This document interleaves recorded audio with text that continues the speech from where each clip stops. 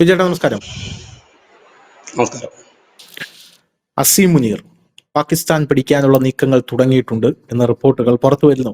നമുക്ക് എപ്പോഴും അറിയാം, പാകിസ്ഥാൻ എന്ന് പറയുന്നത് സുസ്ഥിരമായിട്ടുള്ള ഭരണമുള്ള ഒരു രാജ്യമല്ല. അവിടെ സുസ്ഥിരമായിട്ടുള്ള ഒരു ഭരണം ഒരു ലോക രാജ്യങ്ങളും ആഗ്രഹിക്കുന്നില്ല, പ്രത്യേകിച്ച് അമേരിക്ക ആഗ്രഹിക്കുന്നില്ല എന്നുള്ളത്. കാരണം എപ്പോഴും ഇന്ത്യ എന്ന് പറയുന്ന ഒരു ഡെവലപ്പിംഗ് നേഷൻ ലോക രാജ്യങ്ങൾക്ക്, പ്രത്യേകിച്ച് വെസ്റ്റിനും അമേരിക്കയ്ക്കും എപ്പോഴും ഒരു വലിയ ഭീഷണിയായി, ലോകശക്തിയായി, സാമ്പത്തിക ശക്തിയായി, ആയുധ ശക്തിയായി വളർന്നു വരാൻ കെൽപ്പുള്ള ഒരു രാജ്യം, അങ്ങനെ വളർന്നുകൊണ്ടിരിക്കുന്ന രാജ്യം.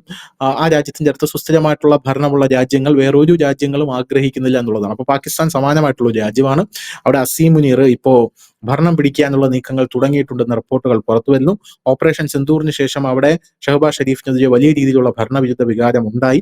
അതെല്ലാം ആർട്ടിഫിഷ്യൽ ഇന്റലിജൻസും ടെക്നോളജികളും ഉപയോഗിച്ച് വ്യാജ വാർത്തകളൊക്കെ ചമച്ച് ഓവർകം ചെയ്യാനായിട്ട് അയാൾ ശ്രമിച്ചെങ്കിലും നടന്നില്ല. അസീം മുനീർ അതിനിടയിൽ ട്രംപിനെ പോയി കണ്ടു, അടച്ചിട്ട മുറിയിൽ ചർച്ച നടത്തി. അതിനുശേഷം തിരിച്ചു വന്ന് ഇപ്പോൾ ഇവിടെ പാകിസ്ഥാനിൽ സമ്പൂർണ്ണമായി ഭരണം പിടിക്കാനുള്ള ഒരു നീക്കം തുടങ്ങിയിരിക്കുകയാണ്. അപ്പോ അസീം മുനീർ പഴയ നമ്മൾ അറിയുന്നത് പോലെയുള്ള പഴയ നേതാക്കന്മാരെ പോലെ അല്ല. അയാള് വളരെ ക്രൂരനായിട്ടുള്ള ഒരു പാക് പട്ടാള മേധാവിയാണ് എന്നാണ് അയാളുടെ ഹിസ്റ്ററി സൂചിപ്പിക്കുന്നത്. അയാള് കശ്മീർ അടക്കം ഞാൻ പിടിച്ചെടുക്കും എന്ന് പറഞ്ഞ് പാക് അധീന കശ്മീരിൽ ചെന്ന് വലിയ ഷോ ഒക്കെ കാണിച്ചൊരു വ്യക്തിയാണ്. അപ്പൊ അയാൾ അവിടെ ഭരണം പിടിക്കുകയാണെങ്കിൽ ഇന്ത്യക്ക് അതൊരു വലിയ തലവേദനയായി മാറില്ലേ? ഇന്ത്യ എങ്ങനെ അതിനെ പ്രതിരോധിക്കും? അത് വലിയ നിർണായകമായ ഒരു ചൈനയിൽ അധികാരമാറ്റം നടക്കുന്നത് നമുക്ക് പ്രാധാന്യമുള്ളതാണ്. അതിപ്പം നമ്മുടെ ചുറ്റോട് ചുറ്റും ഏത് രാജ്യങ്ങളിൽ അത് നടന്നാലും നമുക്ക് പ്രാധാന്യം. പക്ഷെ പാകിസ്ഥാനിൽ ഇപ്പൊ ധനുഷ് പറഞ്ഞതുപോലെ ഈ മുനീറാണ് അധികാരത്തിൽ വരുന്നതെങ്കിൽ നമ്മൾ ഭയക്കണം. ഇതിനു മുമ്പും ഇതേപോലെ സമാനമായിട്ട് നമ്മൾ കണ്ടിട്ടുണ്ട്. പക്ഷെ ഇതിനകത്തൊരു വലിയ യാദൃശ്ചികതയുണ്ട്. ഈ മാസം എന്ന് പറയുന്നത് ജൂലൈ മാസമാണ്. ഇതുപോലൊരു ജൂലൈ മാസത്തിൽ, അതായത് കൃത്യമായി പറഞ്ഞാൽ 1977 ജൂലൈ 5-നായിരുന്നു സിയ ഉൾ ഹക്ക് പട്ടാള ഭരണം പാകിസ്ഥാനിൽ പട്ടാള അട്ടിമറി നടത്തി പിടിച്ചെടുക്കുകയും ചെയ്തു. വീണ്ടും ഒരു ജൂലൈ ആണ്, ഇത് ജൂലൈ മാസമാണല്ലോ. അവിടെയാണ് ഈ മുനീറിന്റെ വാർത്തകൾ കേൾക്കുന്നത്. കഴിഞ്ഞ ദിവസം നമ്മളൊരു വാർത്ത കണ്ടിരുന്നു അന്തർദേശീയ തലത്തിൽ. അതായത് പാക് പ്രസിഡന്റ് സർദാരിയെ പുറത്താക്കി എന്ന് പറഞ്ഞിട്ട് ഒരു വാർത്ത. അത് മുനീറാണ് പുറത്താക്കിയത്. ഈ മുനീറിന് അവിടെ ഒരു ഭയങ്കര ഇമേജ് ഉണ്ട് എന്നുള്ള കാര്യം നമ്മൾ ഈ ഓപ്പറേഷൻ സിന്ദൂർ സമയത്ത് കണ്ടതാണ്. ഓപ്പറേഷൻ സിന്ദൂറിൽ നമ്മൾ മുനീറിനെ കണ്ടില്ല, മുനീർ ബങ്കറിൽ എവിടെയൊക്കെ ആയിരുന്നു.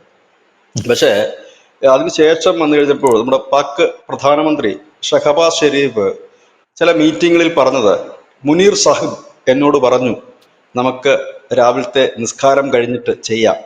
പിന്നെ പറഞ്ഞു എല്ലാം ഈ മുനീർ സാഹിബിനാണ്. ഒടുവിൽ ഈ മുനീർ സാഹിബിന് പാക് പ്രധാനമന്ത്രി ഒരു പുരസ്കാരം നൽകുകയാണ്.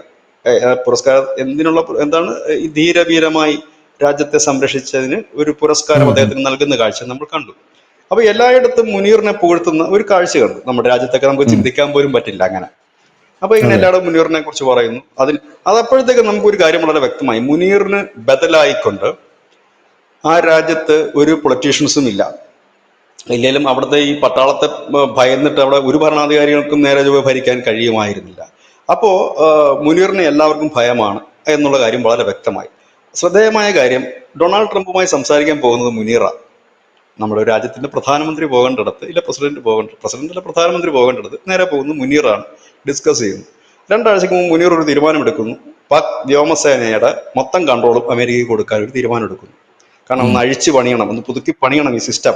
അതുകൊണ്ട് ഞങ്ങൾ മുഴുവൻ ചാർജും അമേരിക്കയ്ക്ക് കൊടുക്കുന്നു എന്ന് ഒരു പ്രസ്താവന പുറത്തു വന്നിരുന്നു. ഇപ്പം നമ്മൾ കേൾക്കുന്ന വാർത്ത, ഇതിനകത്ത് നമുക്ക് അതിശയകരമായിട്ടൊന്നുമില്ല. മുനീർ അവിടെ ഈ പട്ടാള ഭരണം വരുന്നു എന്ന് പറയുമ്പോൾ നമുക്ക് ഞെട്ടലില്ല. അതിപ്പോ ബംഗ്ലാദേശ് വന്നാലും നമുക്ക് ഞെട്ടലില്ല, കാരണം ഇതിനു മുമ്പ് വന്നിട്ടുള്ളതാണ്. ഇപ്പൊ പുതിയതായിട്ട് വരുമ്പോഴാണല്ലോ നമുക്കതൊരു ഞെട്ടൽ വരുന്നത്. അയ്യോ അങ്ങനെ വന്നോ, പട്ടാളം പിടിച്ചെടുത്തോ എന്നുള്ളത്. പക്ഷെ ഇത് അങ്ങനെ ഇല്ല. കാരണം 1977 മുതലേ ഈ പണി നടന്നുകൊണ്ടിരിക്കുന്നതാണ്. അവിടെ ഇടയ്ക്കിടയ്ക്ക് വരും ഇങ്ങനെ.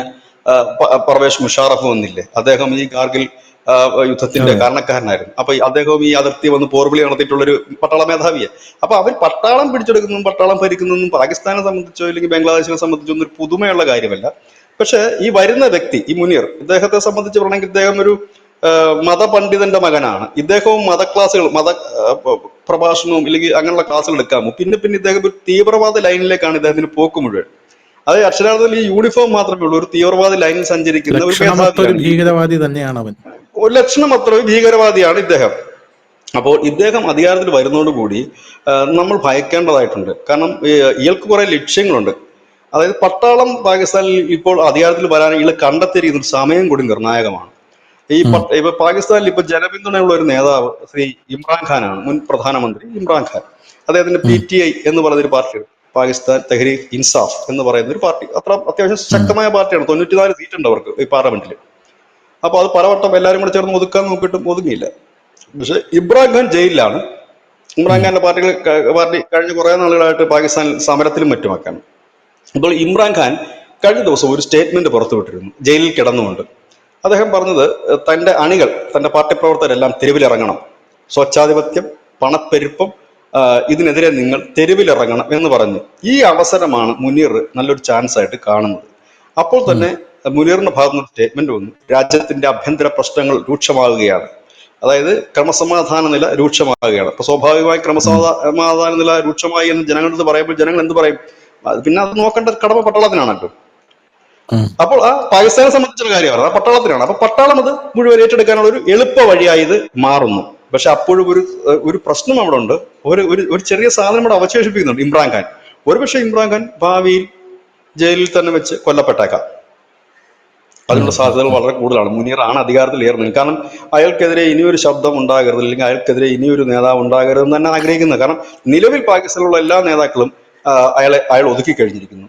ഏറ്റവും ഒടുവിൽ ഉള്ളത് ബിലാവൽ ഭൂട്ടോയായിരുന്നു. ബിലാവൽ ഭൂട്ടോയൊക്കെ സംബന്ധിച്ച് ടെൻഷൻ അടിക്കേണ്ട ഒരു കാര്യമില്ല, സർദാരിയെയും ബിലാവൽ ഭൂട്ടോയൊക്കെ സംബന്ധിച്ച്. കാരണം എന്ന് വെച്ചാൽ UK കോടിക്കണക്കിന് രൂപയുടെ സ്വത്തും കൊട്ടാരവും ആഡംബരവും എല്ലാം ഉള്ളവരാണ്. ഇന്നല്ലെങ്കിൽ നാളെ അവർക്ക് തൂത്തുവാരി ഇവിടുന്ന് പോയി കഴിഞ്ഞ് നാളെ മുനീർ വിളിച്ചിട്ട് ഇടേ മതി, എല്ലാം സേവനമൊക്കെ ഇവിടുത്തെ മതി, പാകിസ്ഥാനിൽ വിട്ടോളാം പറഞ്ഞ് അവർക്ക് ഈസി ആയിട്ട് പോകാം. പക്ഷെ ബിലാവൽ ഭൂട്ടോയാണ് കഴിഞ്ഞ ദിവസം നമ്മൾ കണ്ടതാണ്. ബിലാവൽ ഭൂട്ടോ ഒരു സ്റ്റേറ്റ്മെന്റ് നടത്തി ഹാഫിസ് സയ്യിദിനെ മറ്റുമൊക്കെ ഇന്ത്യക്ക് വിട്ടുതരാമെന്ന് പറഞ്ഞിട്ട്. ആ സമയത്ത് നമ്മൾ കണ്ടത് ഹാഫിസ് സയ്യിദിന്റെ മകൻ തന്നെ വന്നിട്ടാണ് ബിലാവൽ ഭൂട്ടോയ്ക്കെതിരെ കൊലവിളി വിളിച്ചിട്ട് പോയത്. അപ്പൊ ഇങ്ങനെ നിൽക്കുന്ന ഒരു സാഹചര്യം, ഇപ്പോഴത്തെ സാഹചര്യത്തിൽ ഭീകരവാദികൾക്കും വലിയ, കാരണം പാകിസ്ഥാന്റെ പൊളിറ്റിക്സ് നിയന്ത്രിക്കുന്നത് ഈ അൽ ഖ്വയ്ദയും ജെയ്ഷെ മുഹമ്മദും ലഷ്കർ എ തോയ്ബയും ഒക്കെ അടങ്ങുന്ന ഒരു ഭീകര ഗ്രൂപ്പുകളും ഭീകര സംഘടനകളും തന്നെയാണ്. അവരാണ് ഇവരെ നിയന്ത്രിച്ചുകൊണ്ടിരിക്കുന്നത്. അപ്പൊ അവരെ സംബന്ധിച്ച് മുനീർ വരുന്നതാണ് അവർക്ക് സേഫ്. കാരണം യൂണിഫോം ഇട്ട ഭീകരന്മാരും യൂണിഫോം ഇടാത്ത ഭീകരന്മാരും ഒന്നിക്കുന്നതായിരിക്കുമല്ലോ കുറച്ചുകൂടെ മുമ്പോട്ട് പോകാൻ. അത് മാത്രമല്ല, ഇനി മുൻപോട്ട് പോകണമെങ്കിൽ വലിയ രീതിയിൽ തന്നെ ഫണ്ട് ഇവർക്ക് അനിവാര്യമാണ്. ആ ഫണ്ട് വേണമെങ്കിൽ ഇപ്പോഴത്തെ ഒരു നില വെച്ച് പാക് ജനത കരുതുന്നത് മുനീർ ഉണ്ടെങ്കിൽ അമേരിക്ക അടക്കമുള്ള രാജ്യങ്ങളിൽ നിന്ന് കൂടുതൽ ഫണ്ട് റേസ് ചെയ്യാൻ പറ്റും, അല്ലെങ്കിൽ ഫണ്ട് കൊണ്ടെത്തിക്കാൻ പറ്റും എന്ന് അവിടുത്തെ ജനവും കരുതുന്നു. ആ രീതിയിലേക്ക് കാര്യങ്ങൾ മാറും. കാരണം ഇപ്പം പാകിസ്ഥാനിലെ എല്ലാ കാര്യങ്ങളും നിയന്ത്രിക്കുന്നത് പണ്ടും പട്ടാളമായിരുന്നെങ്കിൽ പോലും അവർ ഇത്ര ഓപ്പൺ ആയിട്ട് വന്നിരുന്നില്ല. അവർ പിന്നിലായിരുന്നു. ഇപ്പൊ പിന്നിലല്ല, അവർ മുന്നിൽ തന്നെ നിന്നുകൊണ്ടാണ് അന്താരാഷ്ട്ര തലത്തിൽ ചർച്ചകൾക്കും കാര്യങ്ങൾക്കും മറ്റുമൊക്കെ പോകുന്നത്. ഷഹബാസ് ഷെരീഫിനെയൊക്കെ കണ്ടിട്ട് തന്നെ ഒരുപാട് കാലങ്ങളായി. പേരിനൊരു ഭരണകൂടം ഉണ്ട് എന്നുള്ളത്. പക്ഷെ ഇന്ത്യയെ സംബന്ധിച്ച്, കാരണം അദ്ദേഹത്തിന് റോൾ ഇല്ല അവിടെ പ്രത്യേകിച്ച്. അദ്ദേഹം തന്നെ ദുർബലനായ ഒരു ഭരണാധികാരിയാണ്. അദ്ദേഹത്തിന് തന്നെ സപ്പോർട്ടോടുകൂടി ഇത്രയാണ്. അതായത് ഈ ഇമ്രാൻഖാൻ വരാതിരിക്കാൻ വേണ്ടിയിട്ട് എല്ലാം കൂടെ സപ്പോർട്ട് കൊടുത്തിരിക്കുന്നത്. പിന്നെ ഈ പട്ടാളം ഭരണം പേടിപ്പിച്ചിട്ടാണ് എല്ലാവരെയും കൊണ്ട് ഇതൊന്നും പിൻവലിപ്പിക്കാതൊക്കെ ഇരിക്കുന്നത്. അപ്പൊ ഇത് ഇന്ത്യയെ സംബന്ധിച്ച് കുറച്ചുകൂടി ഇന്ത്യ ജാഗ്രതയിലേക്ക് പോകേണ്ടത്. കാരണം ഇത് ഇന്ത്യ പ്രതീക്ഷിച്ചിരിക്കുന്ന ഒരു കാര്യം തന്നെ ആയിരിക്കും ഇത്. കാരണം ഇന്ത്യയെ സംബന്ധിച്ച് അത് കൂടുതൽ ജാഗ്രത പോകണം. അതിന് മറ്റൊരു കാര്യം എന്താണെന്ന് വെച്ചാൽ, അമേരിക്കൻ പ്രസിഡന്റ് ഡൊണാൾഡ് ട്രംപിന് കുറെ വ്യക്തിപരമായ ബിസിനസ് താല്പര്യം പാകിസ്ഥാനിലുണ്ട്, ഈ മുനീറുമായിട്ടുണ്ട്. അദ്ദേഹത്തിന്റെ മകളും മരുമകനും ഒക്കെ അടങ്ങുന്ന ക്രിപ്റ്റോ കറൻസി ബിസിനസിന്റെ ഒരു പ്രധാനപ്പെട്ട കേന്ദ്രമായി പാകിസ്ഥാനെ മാറ്റിയെടുക്കുക, അതിന്റെ ഒരു തലവനായിട്ട് ഈ മുനീറിനെ കൊണ്ടുവരിക എന്നൊരു ലക്ഷ്യവുമായിട്ടാണ് ട്രംപ് മുൻപോട്ട് പോകുന്നത്.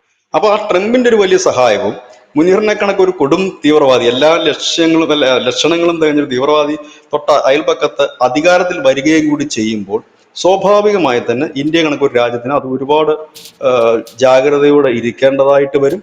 അത് എന്തും സംഭവിക്കാം. കാരണം മുനീർ വീണ്ടും അധികാരത്തിൽ വന്നു കഴിഞ്ഞാൽ ഇപ്പോൾ കാണുന്ന സമാധാന അന്തരീക്ഷം എത്ര നാൾ കൂടി മുൻപോട്ട് പോകും എന്നുള്ള കാര്യത്തിൽ വലിയ സംശയമുണ്ട്. പക്ഷെ ഇവിടെ വേറൊരു പ്രശ്നമുണ്ട്. ഇപ്പോ മുനീർ അങ്ങോട്ടോ ഇങ്ങോട്ടോ ചലിക്കണമെങ്കിൽ അത് ട്രംപ് പറഞ്ഞാൽ മാത്രമേ അത് ഉണ്ടാവുകയുള്ളൂ. കാരണം ഇപ്പോൾ ഓൾറെഡി ഇപ്പൊ എല്ലാം അമേരിക്കയുടെ കാൽക്കീഴിൽ കൊണ്ടുവച്ച് നിൽക്കുന്ന ഒരു സാഹചര്യമാണ്. ഈ ഒരു സാഹചര്യത്തിൽ എന്തെങ്കിലും മൂവ്മെന്റ്, അതായത് ഇപ്പോൾ നമുക്കെതിരെ എന്തെങ്കിലും അറ്റാക്ക് നടത്തണമെങ്കിൽ ട്രംപ് കൂടി അതിൽ പങ്കാളിയാകേണ്ടി വരും എന്നുള്ള നിലയിലേക്ക് കാര്യങ്ങൾ പോകുന്നു. പക്ഷെ അധികാരത്തിൽ വരുമ്പോൾ ബലൂചിസ്ഥാനികളുടെ അവസ്ഥ എന്താവും ബിജുട്ടാ? അതാണ് നമ്മൾ അടുത്ത പോയിന്റിലേക്ക് വരുന്നത്. അതായത് ഇവര് ഇതിനകത്ത് വന്ന കരാറൊന്നും നമ്മൾ കണ്ടിട്ടില്ല. ട്രംപിന് വാക്ക് കൊടുത്തിരിക്കുന്നത് ഈ ബലൂചിസ്ഥാൻ, ഇവിടെ വേറൊരു പ്രശ്നം കൂടെ വരുന്നുണ്ട്. ബലൂചിസ്ഥാൻ, കാരണം ഇപ്പൊ ഓൾറെഡി അമേരിക്ക ഇപ്പം അവരുടെ പഴയ അഫ്ഗാനിസ്ഥാനിലെ അവരുടെ സൈനിക എയർപോർട്ടില്ലേ, അവരുടെ വ്യോമത്താവളം, അതൊക്കെ റെഡിയാക്കി എടുത്തോണ്ടിരിക്കുകയാണ്, പൊടിതട്ടി എടുത്തോണ്ടിരിക്കുകയാണ്. അവർക്ക് മുമ്പുണ്ടായിരുന്നൊക്കെ പൊടിതട്ടി എടുത്തോണ്ടിരിക്കുകയാണ് അത്. അപ്പൊ അവർക്ക് മുമ്പിൽ, ട്രംപിന് മുമ്പിൽ വെച്ചിരിക്കുന്ന വലിയ ഓഫർ എന്ന് പറഞ്ഞാൽ ഈ ബലൂചിസ്ഥാനിലെ ഖനനം നിങ്ങളെ ഏൽപ്പിക്കാം. കാരണം അമേരിക്കയാണ് വരുന്നതെങ്കിൽ ഈ ബലൂചിസ്ഥാനികൾക്ക് പ്രശ്നം കാണില്ലല്ലോ എന്നാണ് ഉം, ആ ഉം, ഒരു ഒരു ഒരു ഒരു ഒരു ലോജിക്കിന്റെ അടിസ്ഥാനത്തിലാണ് ഇത് അമേരിക്കയ്ക്ക് കൊടുക്കും എന്ന് വാർത്തകൾ വന്നിരുന്നു. പക്ഷെ അവിടെ വേറൊരു പ്രശ്നമുണ്ട്. ചൈന വലിയ രീതിയിൽ മുതൽ മുടക്കിയിരിക്കുകയാണ്. അപ്പൊ ചൈനയുടെ ഉം, മുതൽ മുടക്ക് പക്ഷെ അമേരിക്ക തിരിച്ചു കൊടുക്കുമായിരിക്കാം. ചൈന മുടക്കിയ തുക അമേരിക്ക തിരിച്ചു കൊടുത്തുകൊണ്ട് അത് ഏറ്റെടുക്കുമായി. അതാണ് ഉം, ഇപ്പോഴത്തെ പുതിയ പ്ലാൻ. അമേരിക്ക ആകുമ്പോഴത്തേനും ഈ പറയുന്നത് പോലെ ചൈനയുടെ അത്ര എതിർപ്പ് ബലൂചിസ്ഥാനികളുടെ ഭാഗത്തുനിന്ന് ഉണ്ടായില്ല. പക്ഷെ ബലൂചിസ്ഥാനികൾ പറയുന്നത് അമേരിക്കയല്ല, ഇനി ആര് വന്നാലും ഞങ്ങൾ ഇതിനെ എതിർക്കുക തന്നെ ചെയ്യും, ഞങ്ങളുടെ ആത്യന്തികമായ ഉം, ലക്ഷ്യം സ്വാതന്ത്ര്യം തന്നെയാണ് എന്നാണ് അവരുടെ നിലപാട്. പിന്നെ തൊട്ടപ്പുറത്ത് അഫ്ഗാനിസ്ഥാനിലും അമേരിക്ക പതുക്കെ കാര്യങ്ങൾ മുമ്പോട്ട് നീക്കുന്നുണ്ട്. ഇതെല്ലാം ഇത് ഉം, ലക്ഷ്യം കണ്ടിട്ടാണെന്ന് പറയുന്നു. ചൈന ഇപ്പോൾ പഴയ പോലെ അടുപ്പം പാകിസ്ഥാനോട് കാത്തു സൂക്ഷിക്കുന്നുമില്ല. അത് മറ്റൊരു കാര്യം. പിന്നെ ചൈനയ്ക്ക് പിന്നെ ഒരു വലിയ എയിം കിടക്കുന്ന അവർ വേറൊരു ചില പ്ലാനിങ്ങായിട്ട് മുമ്പോട്ട് പോകുന്നുണ്ട്. ഒരു പക്ഷേ ഇതിൽ ഇടപെട്ടില്ലായിരിക്കും. പക്ഷെ ഇന്ത്യയെ സംബന്ധിച്ച് നമുക്കിപ്പം പിന്നെ നമ്മുടെ ശത്രു ഒരു എന്താ പറയുക രജിസ്റ്റേർഡ് ശത്രു ആയതുകൊണ്ട് നമുക്ക് പിന്നെ പ്രശ്നമില്ല. കാരണം നമ്മൾ എപ്പോഴും വാച്ച് ചെയ്തുകൊണ്ടിരിക്കുന്ന വ്യക്തിയാണ്. അപ്പോൾ സ്വാഭാവികമായും അത് ഈ ഓപ്പറേഷൻ സിന്ദൂർ എന്താണ് 2 എപ്പോ അല്ലെങ്കിൽ 3 എപ്പോ തുടങ്ങും എന്നുള്ളതാണ് നമ്മൾ ഇനി നോക്കുന്നത്. അത് ചിലപ്പോൾ കുറച്ച് നാളത്തേക്ക് സമാധാനത്തിൽ പോകുമായിരിക്കും. കാരണം ഇവർ ബിസിനസ് താല്പര്യം വെച്ചാണ് അധികാരത്തിൽ വരുന്നതെങ്കിൽ ഈ ഈ മുനീർ ആണെങ്കിൽ ഈ ട്രംപിന്റെ ക്രിപ്റ്റോ കറൻസിയുമായിട്ടൊക്കെ ബന്ധപ്പെട്ട് ബിസിനസ് താല്പര്യത്തിലാണ് വരുന്നതെങ്കിൽ ആ സമാധാനത്തിൽ പോകാൻ അദ്ദേഹം ശ്രമിക്കത്തുള്ളൂ. ഒരു വാറിലേക്ക് പോകാൻ ശ്രമിക്കില്ല. പിന്നെ ഇവരൊക്കെ വട്ടന്മാരും പൊട്ടന്മാരും ഭീകരന്മാരും ഒക്കെ ആയതുകൊണ്ട് വാറിലേക്ക് ചിലപ്പോൾ കൊണ്ട് തലവെച്ച് തരാനും മതി. ഏതായാലും ഇന്ത്യയെ സംബന്ധിച്ച് ഇന്ത്യക്ക് അത് പണ്ടുകൊണ്ടേ ജാഗ്രതയിൽ ഇരിക്കുന്നുണ്ട്, അതൊരു വിഷയം വരുന്നില്ല. പക്ഷെ കൂടുതൽ തലവേദന സൃഷ്ടിക്കും. കാരണം ജനാധിപത്യപരമായി തെരഞ്ഞെടുക്കപ്പെടുന്ന സർക്കാരും ഏകാധിപത്യ പ്രവണതയോടുകൂടി വരുന്ന സർക്കാരും രണ്ടും രണ്ടാണ്. ഉം. നമ്മളിപ്പോൾ ബംഗ്ലാദേശിന്റെ അവിടെ നിന്ന് അനുഭവിക്കുന്ന അങ്ങനെയാണ്. ജനാധിപത്യ അതെ. സർക്കാരല്ല. അത് ഒരു കാര്യം പറയാനെന്തെങ്കിലും നമുക്ക് വേണ്ടേ, ഒരു എംപിമാരെ കൊണ്ടെങ്കിലും ചോദ്യം ചോദിക്കാൻ വേണ്ടേ, ഒന്നുമില്ല. അപ്പൊ ഏകാധിപതികൾ എല്ലായിടത്തും വന്നു കഴിഞ്ഞാൽ നമുക്ക് തലവേദനയാവും. അതുകൊണ്ടാണ് അതിന്റെ ഒരു വിഷയം.